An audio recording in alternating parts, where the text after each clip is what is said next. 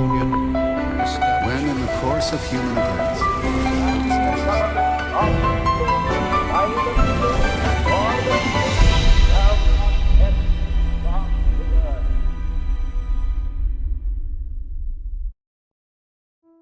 Today, many Americans see the Constitution as a holy document passed down from heaven itself by St. George Washington.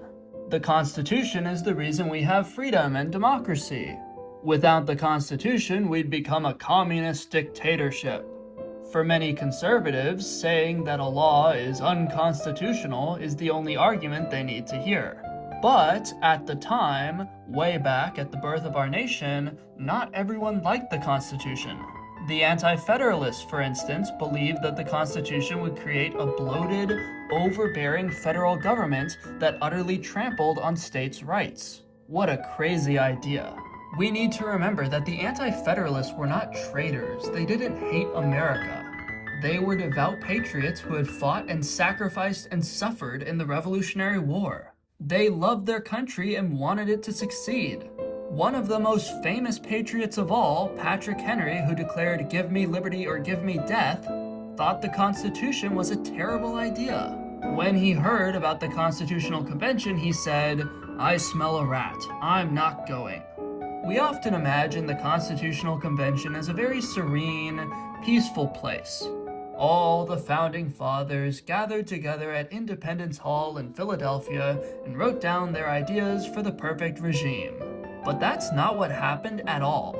It was a political conflict full of rivalries and intrigue and bitter controversy. Behind the scenes, the Constitutional Convention was anything but a serene philosophical discussion. One of the biggest debates was, how should we elect our leaders? Should every single individual across the country get an equal vote? That might sound like the obvious answer, that's democracy.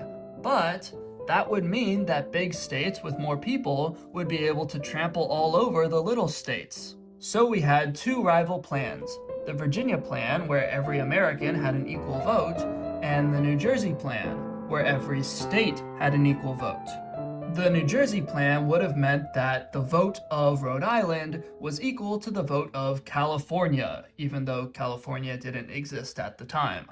So which of these plans did we choose? We ended up deciding on the Connecticut Compromise, in which we have two houses of Congress. In the House of Representatives, the number of representatives your state has is based on population, so states with more people, like Texas or California, have more reps.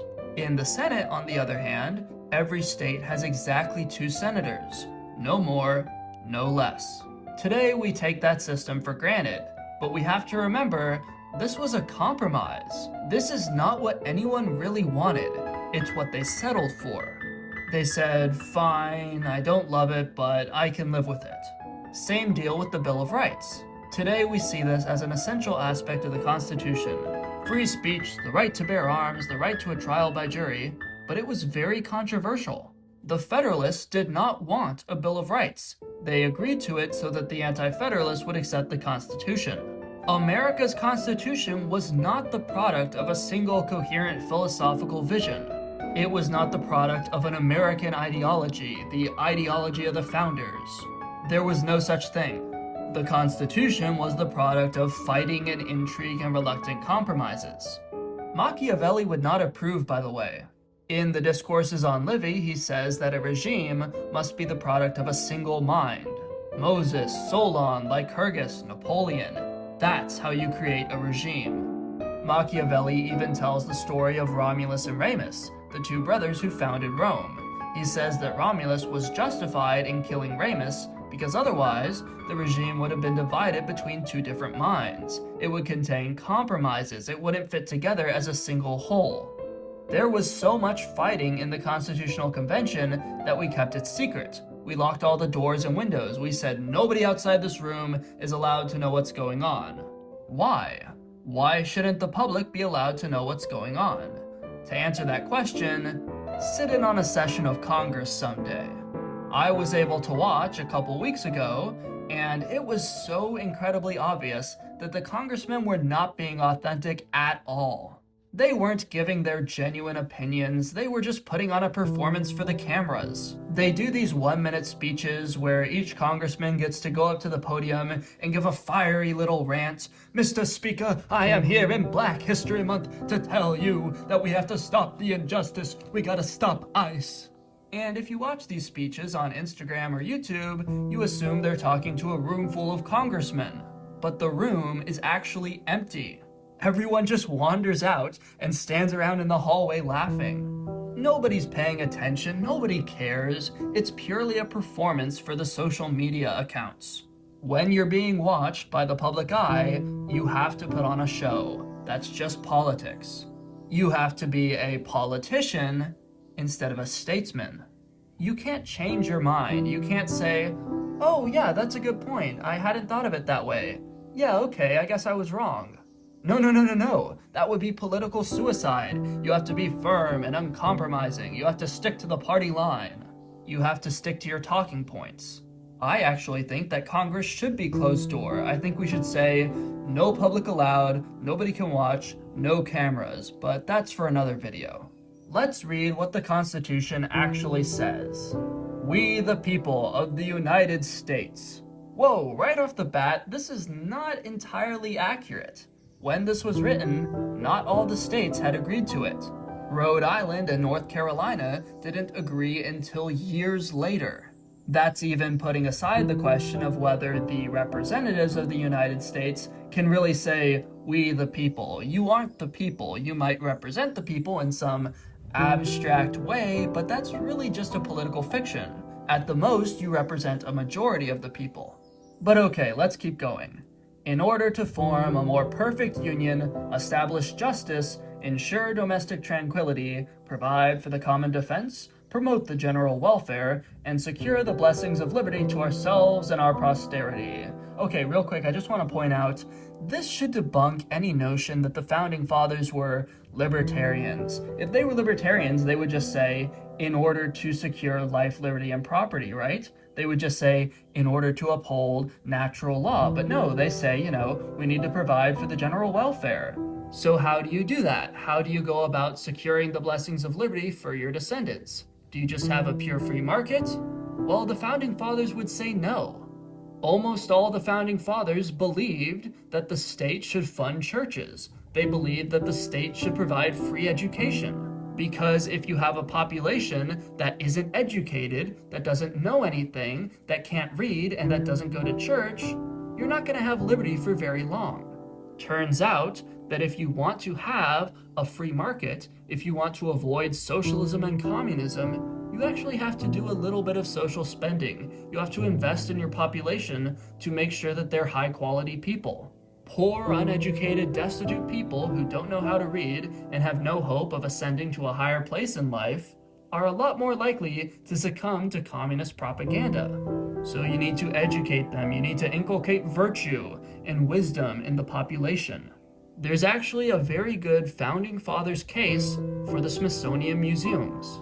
Yeah, they cost $1 bajillion and they're probably a little bit inefficient, as all government services are. But when I walk into the National Museum of American History and I see George Washington's uniform on display, when I see the original Star-Spangled Banner, when I see Captain America's shield, when I see Indiana Jones' costume and whip, when I see the original C-3PO and R2-D2, I feel a swell of patriotism. I think, yes, this is America. This is liberal democracy. This is the West.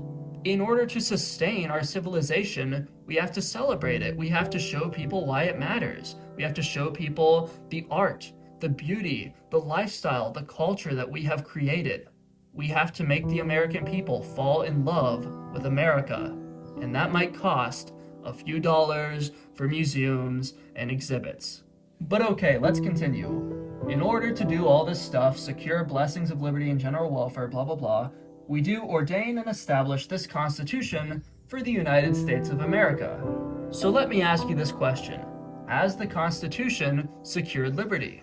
Has creating a federal government that has the power to tax and pass whatever laws it wants secured liberty? I think the answer is pretty obvious. No. A resounding, earth-shaking no. The Anti-Federalists were completely correct. The federal government's budget has grown to unimaginable proportions. It is completely out of control. The sheer amount of laws put out is unthinkable. The tax code is unthinkable. We are being oppressed in ways the founding fathers wouldn't even have imagined.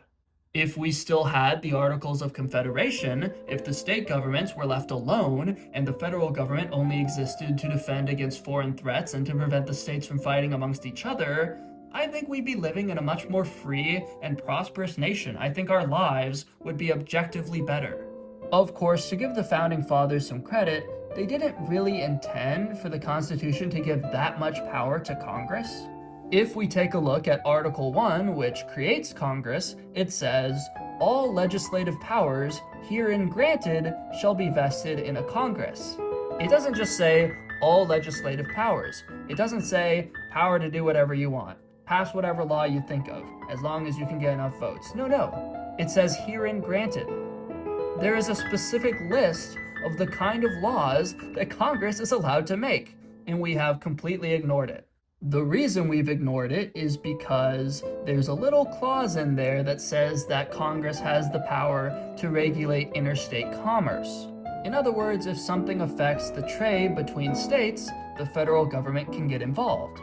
In theory, that makes a lot of sense because the federal government exists to settle matters between the states. If Virginia and North Carolina have a conflict, if they're arguing about trade, if they're arguing about the shipment of goods back and forth, that's a matter for the federal government to settle. However, it turns out that just about anything affects interstate commerce. Just about anything you do has some effect down the line on interstate commerce. If North Carolina makes a law that you have to keep your dog on a leash when you're walking through the park, that might mean that more people have to hire dog walkers, which means that the general price of labor rises, which means that the price of goods rises, which means that the price of goods shipped to Virginia rises. That's an absurd, ridiculous example, but it's really not an exaggeration. Congress used the Interstate Commerce Clause to justify regulating public schools. Yeah, try explaining that one. Try explaining how there's any direct connection between how public schools are run and selling goods to another state. It depends on this long chain of cause and effect that applies to literally everything. Now, I should also note that while Congress is given all powers herein granted, the president is just given all executive powers across the board. Anything that you would do to enforce the laws, that's something the president can do via executive order. That has also been, shall we say, interpreted loosely. You might be aware that America has not had a war in nearly 80 years. Which is funny because you hear a lot of talk about the war in Vietnam, the war in Korea, the war in Iraq, and now the war in Iran. But technically, none of those are wars. War is declared by Congress. These are just military interventions by the president because, that's part of executing the laws, is protecting the country. Again, in theory, this makes sense. The president is in charge of executing the orders of the state, and so he should be able to say, okay, we're going to shoot down terrorists, right? But it basically ballooned into the president can do whatever he wants via executive order. And to be clear, this isn't something that arose in the late declining republic. This was actually a problem very early on. There was a huge controversy when George Washington said, all right, France, we're not going to be at war with you. Congress said, hold on, you're the president. You don't get to do that. You don't get to just declare that we're not at war with France. If we want to go to war with France, that's our prerogative. James Madison said, yeah, George Washington, you're in the wrong, buddy. Which is funny because, again, we usually think of the Founding Fathers as being like this unanimous body, this monolith that always agreed on everything. But no, Madison called out Washington pretty bad. Hamilton, on the other hand, said, this is part of what the president can do. He can just unilaterally make treaties. He can just decide that we're not going to be at war with France. One of the biggest problems with the Constitution is that no Constitution can ever be complete. You really can't blame the Founding Fathers that there's all these loopholes and ambiguous clauses, because what else are you supposed to do? You can't spell out every single detail. Your Constitution would end up being 1,000,000 pages long. There's always going to be some loophole you didn't notice, or some edge case you didn't take into account, or some ambiguous wording that could be taken a couple different ways. You just cannot write a complete constitution. It's not possible. Look at Old Testament law. For thousands of years, the Jews have been arguing and debating about exactly when the laws apply and exactly what they mean and exactly the details. What does it mean to not work on the Sabbath? Does walking around count as work? How many steps can you take on the Sabbath before it becomes exertion? Does talking about work count as work? What if it kinda helps you with your work the next day? This is why you have these ridiculous Talmudic arguments. If you throw a knife and accidentally kill a bird, does it count as kosher slaughter? If you fall from a rooftop and your penis accidentally lands in a woman's vagina, do you have to pay her shame payments because you've accidentally committed adultery? If you have a wagon that is pulled by a goat while on land, but pulled by a fish while you're traveling underwater, does that violate the law against yoking two species together? These are all real arguments that Talmudic scholars have thought about. I'm not kidding. By the way, I would love to meet the absolute legend who got caught by the rabbis, and his excuse was, no, guys, it's not what it looks like. I fell off the roof, and my pants got caught on the ledge, and I just happened to land on her. And then the rabbis had to have this long, drawn-out legal debate about what exactly the proper recompense should be. I mean, what a guy, some medieval Jew. The founding fathers knew this. They knew that the Constitution was never going to be perfect, that it was always going to require tinkering and meddling, so they set up a system for amendments. So far, there have been 27 amendments, and we're going to talk about them all. The first is freedom of speech, or, to be more exact, freedom of assembly, petition, religion, and press. This is pretty uncontroversial. I don't think any of us want to live in a regime that suppresses your speech and tells you what you can't print in the newspaper or tells you what religion you have to believe. The Second Amendment is, of course, guns. And there's all kinds of arguments here about whether modern guns are included, which kind of gets into a Wittgensteinian semantic argument like, if you use the word guns before machine guns existed, how can guns apply to a category that you don't even know about? Whatever the case, I think we can generally agree that people should be able to defend themselves against violent criminals. If someone breaks into my house trying to rape my wife, I should be able to, take care of him. I shouldn't have to wait 20 minutes for the police to get there. That's ridiculous. If I'm walking through a dark alley alone after midnight, I want to be able to protect myself. The Third Amendment says that quartering is not allowed. You might be asking, okay, what the heck is quartering? Well, basically, before the Revolution, the British would station their soldiers in people's houses. So you would just get a knock on your door one day, and 3 British soldiers would walk in and say, we're gonna live here now. We're taking over. We're gonna live in your spare bedroom. And you just had to deal with it. That, of course, is a huge violation of your property rights and your privacy. It's terribly obtrusive, it interrupts your life, and the Third Amendment says, no, we're not gonna do that. That's not gonna happen in America. The Fourth Amendment says, no unreasonable searches and seizures.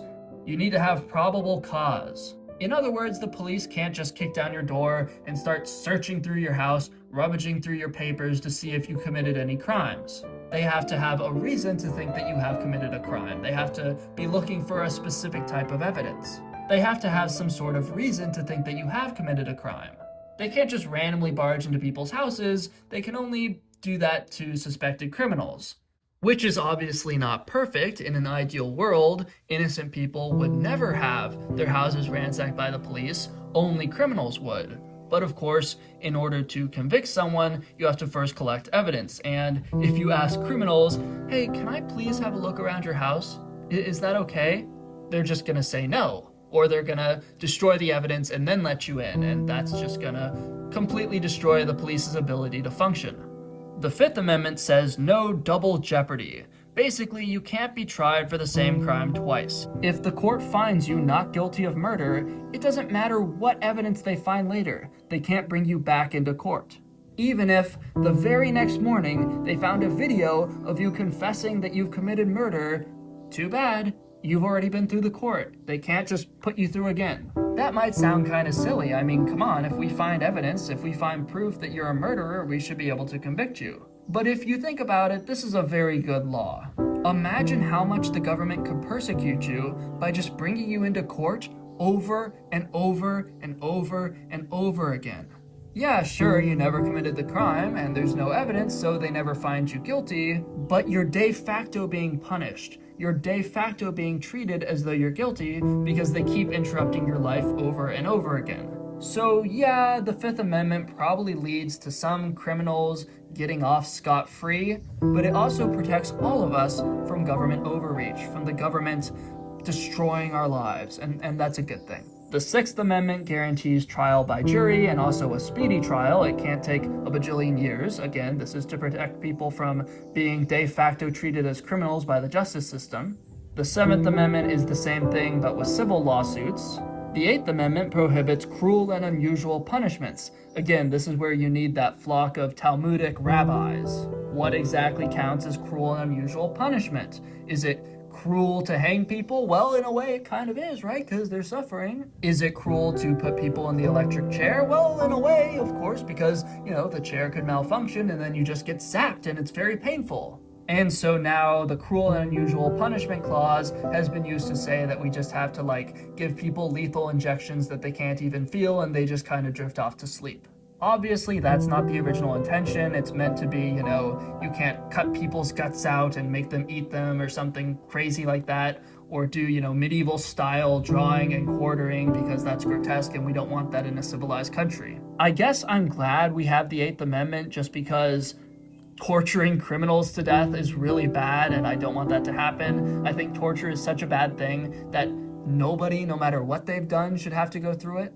But there's also a downside to this amendment, which is that, ridiculous criminal rights advocates are saying that you can't hang people or shoot them by firing squad. The Ninth Amendment is very interesting. It said that non-enumerated rights are retained by the people. In other words, this list is not exhaustive. There are any number of other rights that are just not written down.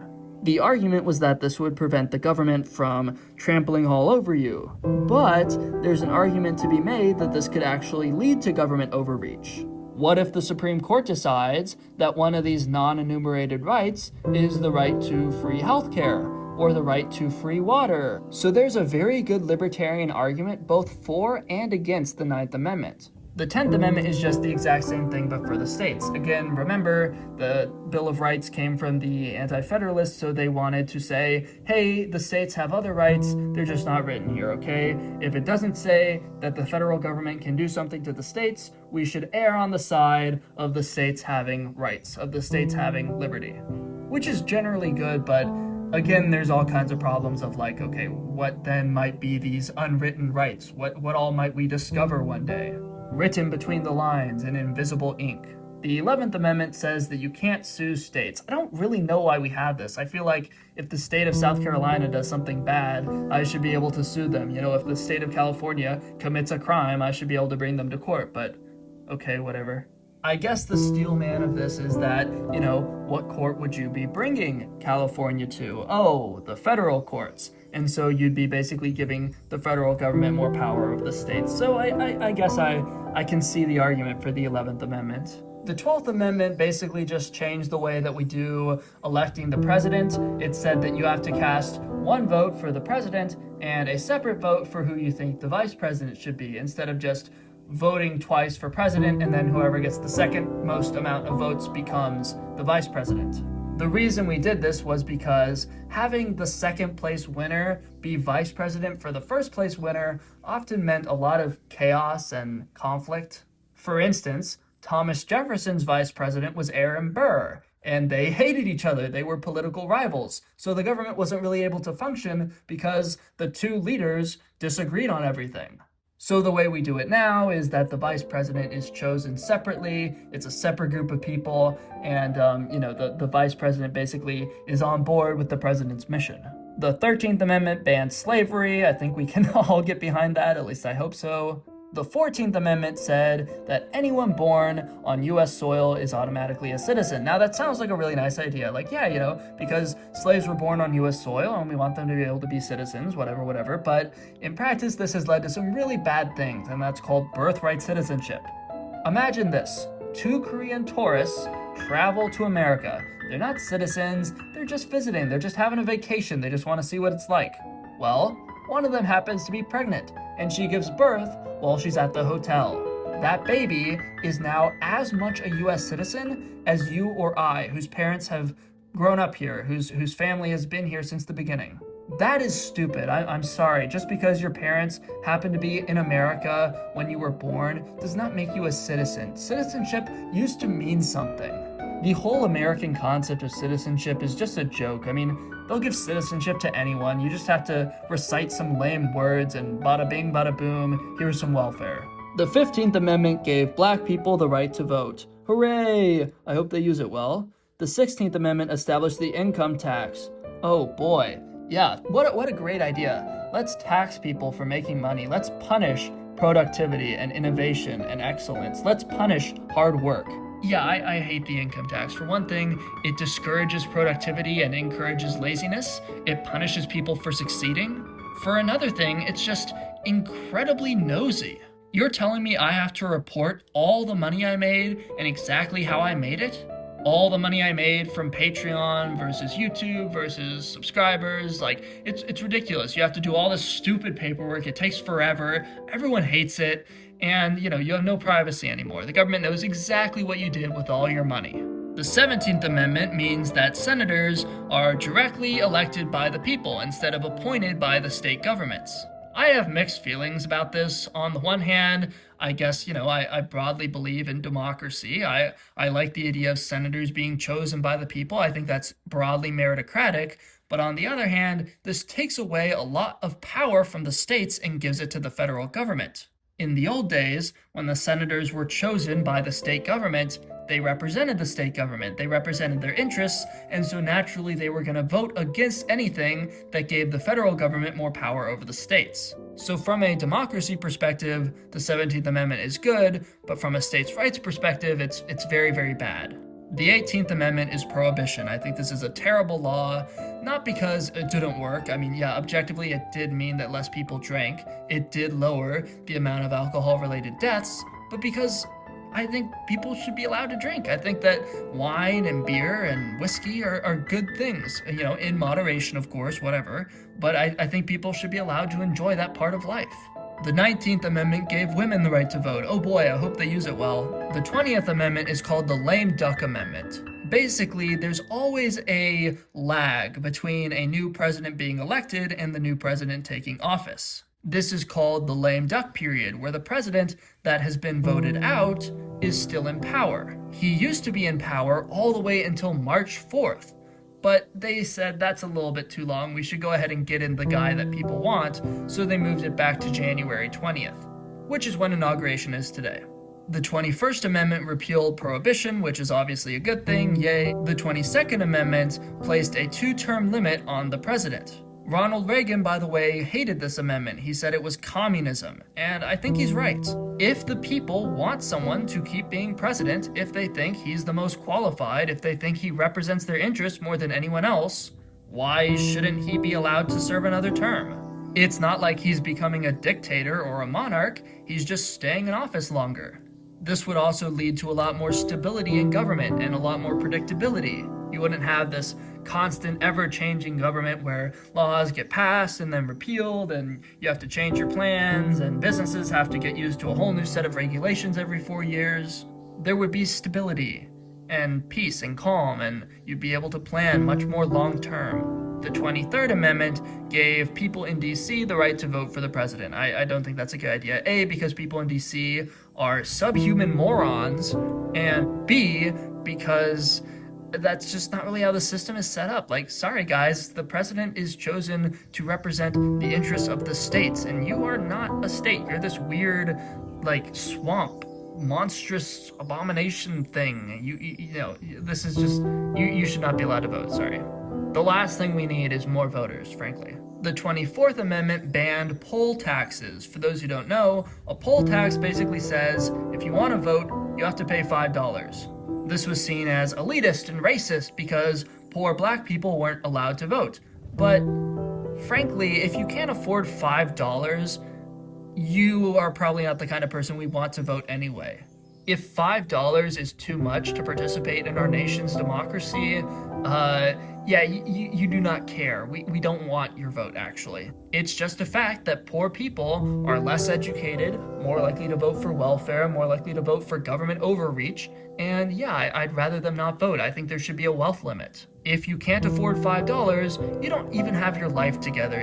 You are in no position to be choosing the leader of the government. The 25th Amendment says that the vice president takes over if the president dies, and then if the vice president dies, the Speaker of the House takes over. Before this, there was not really any formal system. There was just kind of informal precedent and convention, so this is a good amendment. We need to have a formal system for how this works. The 26th Amendment lowered the age of voting to 18, which I think is a bad thing. I think that we need to limit the amount of voters, and age leads to experience and leads to more knowledge. People who are 21 are a lot more knowledgeable about the world than people who are 18. They're a lot less impulsive, and they're a lot more likely to vote for sensible policies and for politicians who are actually wise and know what they're doing. So the 26th Amendment is bad. The age of voting should probably be 25. Last of all, the 27th Amendment says that Congress cannot raise its own pay. If you want to raise the salary of Congress, that's fine, but it won't take effect until after the next round of elections. So you can't give yourself a pay raise, but you can give your successor a pay raise. Now, what's interesting about this last amendment is that it was originally proposed all the way back in 1789. It was not ratified, they did not vote for it, but they never officially rejected it either. In 1992, an undergraduate at UT Austin wrote a paper arguing that if Congress wanted, they could just vote for this amendment now. They could just go ahead and pass it. They didn't need to go through the process again. Basically, the amendment was just floating around out there in the ether, waiting to be passed. This student got a C on his paper, and he was so salty about that he started lobbying the government to ratify this amendment. And sure enough, they did. So they never changed his grade. He still has a C on that paper, but at least he, created the latest amendment to the Constitution of the United States. Fun fact, there are actually 4 other amendments still pending. Like this amendment, they were floating around in the ether, and they're still there if Congress wanted to pass them. So that's the United States Constitution, but what we often forget is that there are other constitutions. Each state government is basically a mini federal government, right? I mean, it has its own executive, legislative, and judicial branches, and they don't all function in the same way. For instance, the original Constitution of Pennsylvania created a unicameral legislature. Instead of a House and a Senate, there was just the House. And this was seen as much more democratic, right? Because a Senate is a little bit aristocratic. It's based on the British House of Lords, and the Pennsylvanians said, no, we're a democratic nation. We're not going to have an aristocracy. We're not going to have an upper house. We're just going to have the House of Commons. This led to a legislative branch that was much quicker, much more impulsive, much more sprightly, a lot less, slow and deliberate. If you only have one body that you have to pass a law through, laws pass a lot quicker, which is sometimes good and sometimes bad. The Pennsylvania state constitution also had a different executive branch. Instead of one governor, they had a council. They had 12 men who all collectively served as the executive branch. Again, this was a reaction to the British Constitution, to the ancient regime, to monarchy. Having one man serve as the executive is a little bit too reminiscent of the king, right? It's a little sketchy. We don't really do it that way anymore, and so they had a council. But this basically didn't work. It was just a bad idea, so they eventually changed it, and now they have a unitary executive, because it turns out that having 12 people that have to agree in order for the government to enforce laws, it doesn't really work. It slows things down and makes it very inefficient. The Massachusetts state constitution, on the other hand, was created by John Adams, and it basically mirrors what ended up becoming the Constitution of the United States. You had a bicameral legislature, which made it a lot more aristocratic, much more slow and deliberative. There's an old story where Thomas Jefferson asked George Washington, hey, why do we need a second house? Why do we need the Senate? And Washington responds, for the same reason you pour your tea into a saucer before drinking it.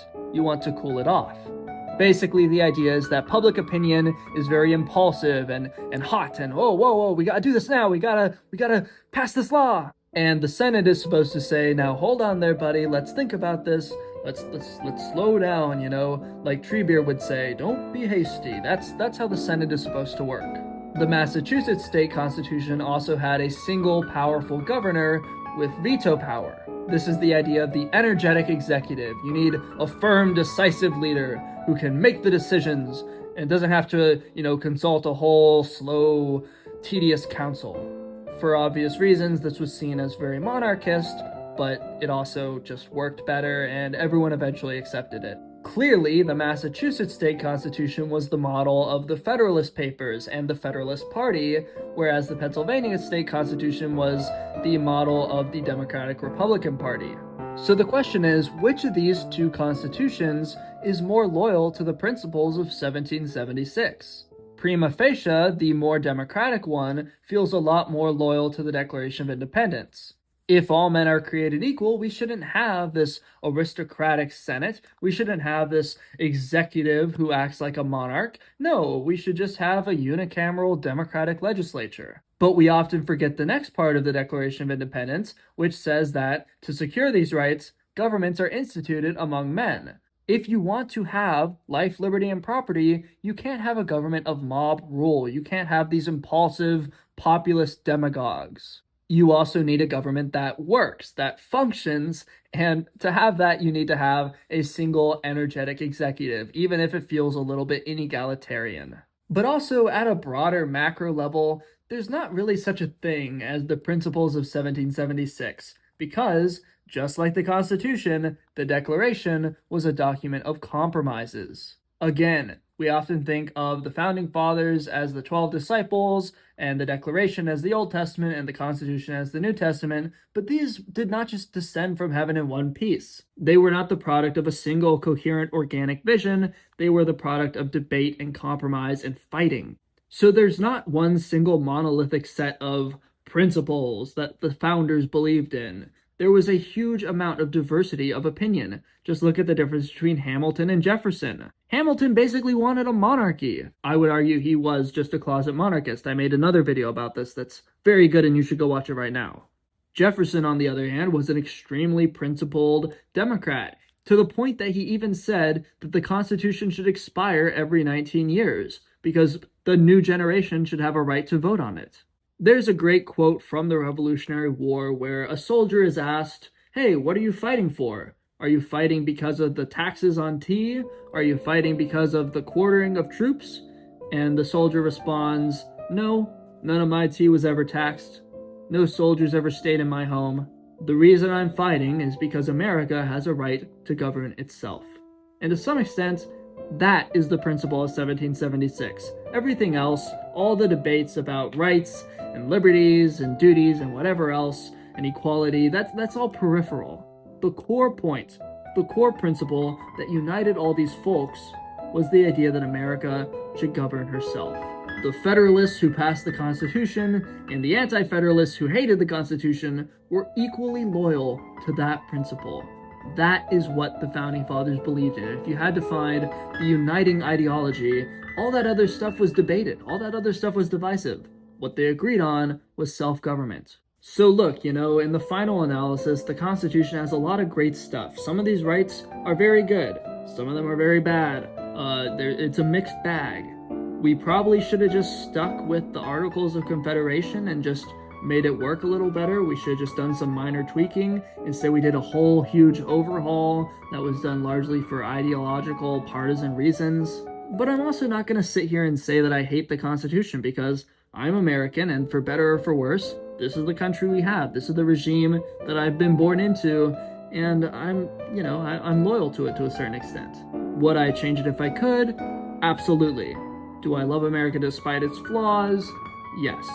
When I go to the National Archives and I see the original Declaration and the original Constitution sitting in their cases, which by the way are not nearly as secure as National Treasure would have you believe. There are not, in fact, secret trapdoors and lasers, but that aside, when I go and see that in that echoing rotunda with all the school kids coming through to look at the documents that created their nation, I feel patriotism. I feel a love for this country. All the ideological squabbles, all the debates we can have, that's all secondary. What really matters is that America is a great nation. It's our nation. Thank you for watching.